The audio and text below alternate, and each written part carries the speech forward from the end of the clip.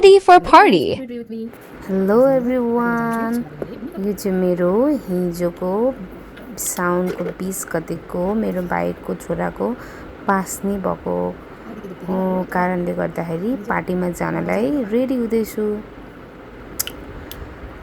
अनि हेर्नु न, अब खासै राम्रो मेकअप त आउँदैन, त्यही पनि अब यसो अलिअलि गर्नु जान्नै पर्दो रहेछ हौ, छोरी मान्छे भएपछि त। मेरो छोरीले पनि हाई गरिवरि गयो अनि सानो छोरीले चाहिँ कनकन गर्दैछ।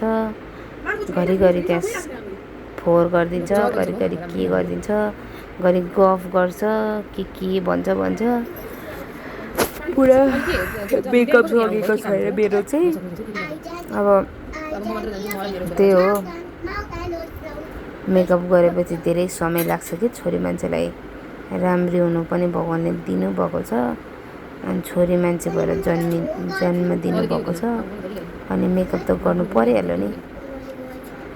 अनि मेकअप गरेपछि केटी मान्छे अलिक बेसी राम्री देख्ने हो, अनि अलिक बेसी राम्रो देख्नको लागि त छोरी मान्छे पछाडि हट्दैन।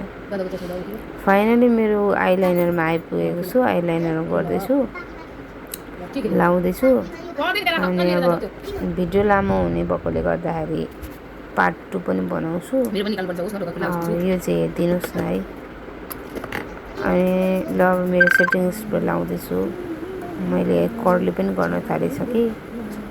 अब ब्युटिसियनले जस्तो त आउँदैन, हल्का फुल्का त्यही हो, जति जानेको छ त्यति गर्नु परिहाल्यो। अब अनि त्यहाँदेखि अब लास्ट मेकअपमा लिप लाइनर लाउँदैछु। त्यसपछि लिपस्टिकको पालो आयो, लिपस्टिक पनि लगाइसक्नु आँटेँ। अनि अब लिपस्टिक लगाइसकेपछि चाहिँ म एकदम रेडी हुन्छु ड्रेस लाउनको लागि। ड्रेसेस लगाएर पुरा तल आएर पुरा भिडियो बनाउँछु। सेकेन्ड पार्ट हेर्नु होला हजुर। हस् हजुर।